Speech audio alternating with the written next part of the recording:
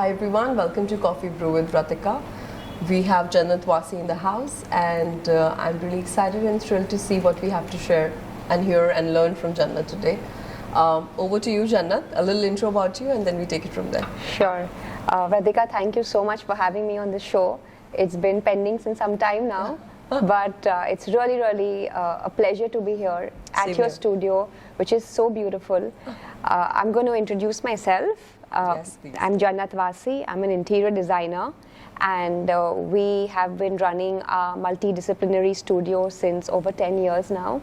We are into hospitality, commercial, and primarily into the luxury residential segment. Beautiful. And yes, we aim to create unique designs and hit the ball out of the park, do our best, and yes, follow our passion. Fantastic. And I've been lucky to see some of Jannat's work. They are stupendous and amazing, and that's what brings us here. Thank you. To learn about her journey and hear more about it. Thank you. So let's start with the first. Sure. Why don't you walk us through your journey of how you initiate the process of customization for the luxury spaces that you design? So I feel being an interior designer is kind of being like a director on a set and scripting the right story for your client who is the hero of the space. So I see it like that, where customization is something that we do so that every project of ours is very distinctly different from the... It tells a story. Yeah, from the rest, and it also suits that client's palette. Yeah. So I feel we begin a design process by first understanding the spirit of the client and what they are looking for from the space, whether it's aesthetically or functionally, both. Yeah. And based on that, we devise a layout for them, optimize a layout, create the best circulation path possible, kind of to ease their lives. So that's where our customization comes in at the beginning.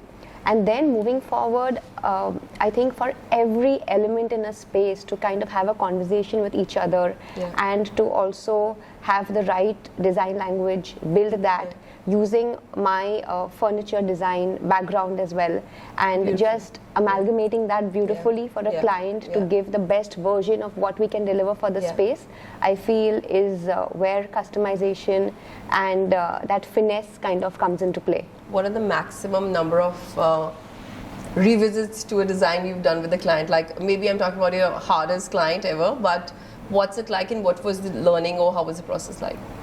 So we do have challenges when we design, and I really love them because I feel those challenges help us grow as people. They help us push the boundaries. Also, how you tackle a situation doesn't only come with design, but also with how your soft skills work. So that, I mean, over the past, I would say 13, 14 years, we've developed those soft skills now of how to handle a situation. We, again, don't limit our designs. So we don't, when we take up a project and we work with like-minded clients who are very trusting, that being the main thing. So having said that, that's the key thing we look at when we collaborate with a client. So the relationship is more like very open, deeper, and comes out of a place of positivity. So when we take on a project, we need to first connect with the client, that being one, and then we don't have any limits on how many iterations we give a client. In fact, I'm very happy to give iterations until they're happy. I think it's very rare for a designer or architect to say that you're positive about it, because I know it takes a great deal of work to create something, but to iterate it, you need to be very thorough about the principles of life in terms of that this is the learning curve. And this is where we both will take something ahead and learn more. Maybe. So you know what we've done, Vratika, is we've created systems now so that we understand and decipher the client's vision, their psychology and their vision at the onset of a project. So we don't ever design for a client without understanding them in detail. So for me to meet them, to understand about their personality, their family, their children, if it's a home, or then it's a brand, or if it's a hotel, and just to go through that. Once we get that and we kind of understand who our target audience is or who the user is going to be like, then I feel that process of iterations becomes very minimal. So I agree. That and I remember didn't you happen. said at some point that you have a pretty long design questionnaire and checklist you would sit with your client with to get to it. But again, that checklist is not the same for everyone. So you would make change alterations it. Yes, because once I understand whether you have kids or you have pets or you have elders, what your family structure is like, once I get that understanding when a client first approaches us, after that we devise a questionnaire. So there are like minor tweaks to it, so that they just feel that we are deep diving into their life. Beautiful. That's beautiful. And I think that's very nice, because if you're especially dealing with the luxury segment, and you're dealing with a little more sensitive, or maybe people who value the time a little more, that customization and that attention to detail is really appreciated rather than but what is luxury to you? So luxury, I love the word luxury, but luxury to me doesn't mean a price tag. So when you see our projects, you will see that we don't use brands which will flash the name ever. We don't do that. But that is actually the top end of luxury to me. Like, if you yes. So a lot of people like that. Okay, that they'll have one Fendi, or they'll have a Chanel, or they'll have something like that, which is okay, but which is great. I like that. But for us, luxury means developing a sense of comfort in a space for a client to kind of address their well-being. So how you approach a space and also adhere to all 5 senses. So it's not only visual, it's also how you experience a space when you touch a material, like say you are touching this. Absolutely. And this how nicely I'm snugging to exactly. And that for you is luxury. The shape of something, the texture of something, the sound that you experience. So when you go into a hotel, you'll always, I don't know if people are that mindful about it, but there'll be a certain fragrance. There'll be sound. So how we do sound, how we do our technology, we do our automation, all that for me is luxury. And we have one at Mesos here also. So when you enter, there is one fragrance you always find at the store, and I'm so happy to learn from you that you follow that in the projects as well, because I think very few times you would have someone working on the way the fragrance or the music is going in a place. So it's very important because it affects your mood. And it's very important to kind of also set in that lifestyle for a client who is really discerning and who's come to you with a certain vision in mind, with that aspiration of that home which was a dream which is now reality. So it's very emotional. So we want to be their partner to get that into fruition, into reality. So I feel that's where we are like the catalyst to make that happen. So that's how we do. Also, we like our spaces to be timeless and subtle. Are there many people who understand, I mean, the experience in terms of like the detailing? And I think it's incredible that you have the eye and the heart to think so deep. Or do you just offer it on a platter to your clients and your audience, and they just love it when they come in? So see, I work and respond as per what the client's inputs are, to be very honest. So I always tell my clients that if you take a back seat, I also automatically at some point might take a back seat. If I see a very enthusiastic client, a very trusting client, a person who will work with me to make something happen and synergize with me really beautifully, then for me that project becomes the heart of the exactly. So then for me it's like it's my home, that client is my family, and I'll do anything for them. So I want to, like I said, moving forward, that synergy is very important. Once we do that and we get that, it's always a breeze to work. Because then our ultimate goal is aligned. It's the same. We are not contradicting on anything. So I love to have healthy arguments with our clients, because what it does, it gives me a second perspective. Sometimes they come to me with these requirements that I may have not foreseen, because they understand their life better. But when I throw my perspective and then we evaluate it together, there are many times when I take in their suggestions, and there are many times where I can convince them. So sometimes they win, sometimes you win. It's the best. I love that, because then what happens is that the outcome is project benefits from the better result. Absolutely. So and I think that's how we do it. I love the fragrance part of it, and I think I want to put it out there that if you can, and I for one definitely believe in it, but this is the first time I'm hearing from an architect or interior designer to say that when you walk into a space, the fragrance matters. So I have a certain set of fragrance at store, and there's a different fragrance when I enter my space. And I actually want to share this, is when I go home, just that fragrance make me feel I'm home. It calms me down. So it's like really like music, or it is. it's like You can just change the mood. Or, you can change the mood. And it's so subtle, you can't even realize it. Exactly. But it works so strongly on the senses. Exactly. So that's a beautiful takeaway. Thank you, Jannat, for that. To my next question is the storage. How do you employ some strategies or ways to blend the requirement? So again, for us, storage is the first thing that a client that comes to us in any metro city would first tap into. Because storage being the most important. But what I feel now is that we're really blessed because the high-rises have tall ceilings. So what I do is I kind of use the height of a space to stack up the storage. Interesting. So that's how we do it. Storage for me would be designed in such a way where you would never know that there is a shutter with storage. So all our shutters and all our projects are camouflaged and invisible. You can't make out. They're kind of hidden really cleverly.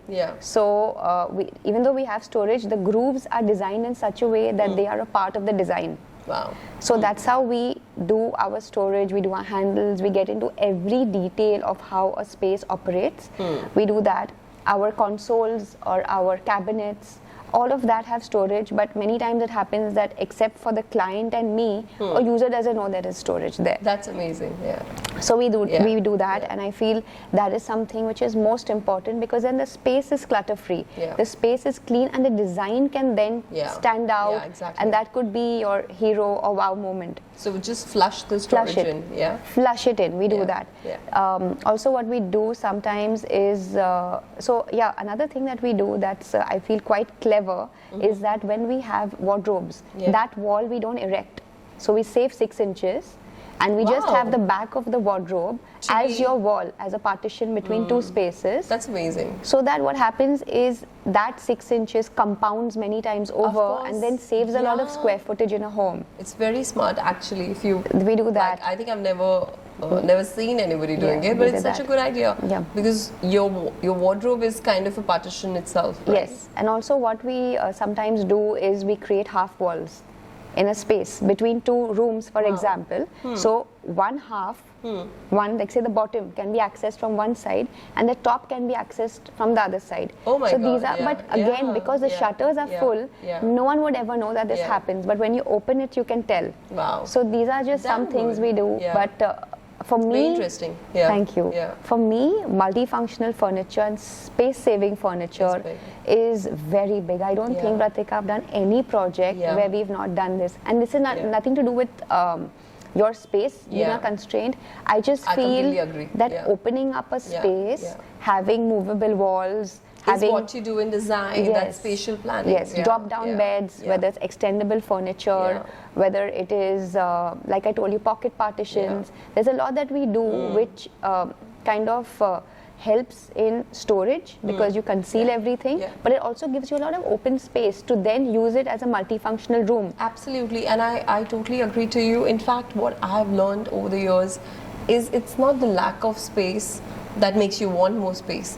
The more space you want, the more luxury you understand. You realize that luxury is not things. The luxury space is luxury in today's time. And even if that 6 inches compounded over, I'm sure even if you get 3 feet or 4 feet out, it's amazing because space feels like true luxury. Especially with kids. So our kids' rooms are done very differently. That's where we explore the most, I would say. And we have the most fun because we use interactive surfaces. We do a lot of drop-down, very, very safe hardware again. So that's where we spend money. So for me, luxury means safety. Absolutely. Creating an illusion of space. Providing storage, but very smartly. Using technology to advantage. So that's my definition of luxury. I love technology. I'm going to come to that actually. How do you incorporate like technology so big right now, right? Technology, and is that something which comes to you very naturally, and do you have that as your focal point as well when you're creating a space? For me, once the layout is finalized, I pay most attention and time to the services layout, which is addressing technology, and this is an area where the guys, the men of the they project love it. It's like boys and their toys kind of situation where they are completely involved, and even the ladies today are so happy because it makes their life easier. Of course. And I feel that's what technology does. It aids in saving time. So from having automation where we create scenes with personalized inscriptions of a person's name. So you can imagine if it's your home, you have a V written on your scene. I actually have switches that say Vratika, Nakul. Exactly. And we just come and it's so beautiful. Press it. Yeah. Yes. But I did it myself at the time. That's so lovely. And I didn't know. You know, it's amazing that you're doing it for your clients, because we do that. If you enter the house, you say Vratika, I don't have to touch anything. My mood is right there. It's perfect. So that's so nice. Beautiful. We incorporate face recognition when you enter, so it's much easier than a biometric. That's cool. Our wardrobes are again biometric, so it becomes very easy. You have one setting and you just swipe it and you can open the shutters. So there are no keys. So again, we're saving a lot of time compounding for our clients, which I feel that is luxury for me. That's the MVOT, like monetary value of time, which I think it's so big. It's so big. It's so important. So these are like these subtle things that we do to ease the lives of our clients. So that's where technology comes into play. The right sound, the right Wi-Fi mesh network system. So you're not kind of switching every time. With anything. Struggling. So it has to be as easy as possible. And using technology on materials is something that we've been doing in the past, I would say 5 years. Wow. Why is that? That's very intriguing. It's very exciting because what it does, it kind of increases the longevity of your materials that clients really spend on and invest in. How significant is styling a space as per you? And share some tips with all of us that what can one do to style a space? You build a beautiful luxurious home. Yes. How do you style it up? So styling for me is the last element that is needed to complete the look of a space. Without that, a space is incomplete. So I'll give you an analogy. Say you're stepping out and you're going out for dinner, or you're going out and you don't have a bag. You don't have your jewelry, you don't have your makeup on, you don't have your beautiful shoes on. That for me is styling and accessorizing. Then you're not dressed at all. You're not, if the shoes are not there, you're like, exactly. What did I miss? So it's not complete. So this can be achieved in the most simplest of ways, but it has to be done very, very carefully. It has to be done carefully. It seems like it's decorative, but it's actually a technical strength to have of how you use a coffee table book, or how you layer a space. You use candles, or you can get a wall art, you can get a sculpture, you can get a totem, a flow lamp, a beautiful rug, or your beautiful objects like your Kibu rabbit that we used, or the sheep that we used in our project. And I just felt that it added so much soul to the home. It got the kids excited, it got the adults excited, and I was so happy to have your products in my space that it was beautiful. So for me, styling is that, using the correct curtains with a beautiful fall, and that just adds luxury. It does. The cushions, for example, these are all part of styling. So you're big on making sure when you finish a project, you layer it up well, you put the right accessories, and you make if home was a lady, make the lady picture perfect, and then hand it over to the gentleman. Even if it's a guy, I mean, they love their sneakers and their watches. It's like that. It's like that. And their caps. Their caps, What is your vision for the future of the brand Jannat Vasi? So, brand Jannat Vasi, I feel, has been built with a lot of hard work, passion, dedication, and most importantly, consistency. Because we all have highs and lows in our life. We also have a personal life. This is not the whole and soul of our life. But just to keep going, to move forward, and to not lose hope, and to give it your best. That is what we strive to do. And I mean, just having like-minded clients moving forward to work with, the right brand collaborations, or even, like, say, for me, because we do a lot of custom products for our clients, so to make that available with high-quality finishing to an end customer eventually would be my goal. As brand Jannat Vasi. And I feel that, again, coming back to my beloved father, who I always talk about, the goodwill that he's built in his in his industry of printing technology, even if I could be a fraction of that and leave a legacy for my children and be an example for them, I feel that is success for me. That's beautiful.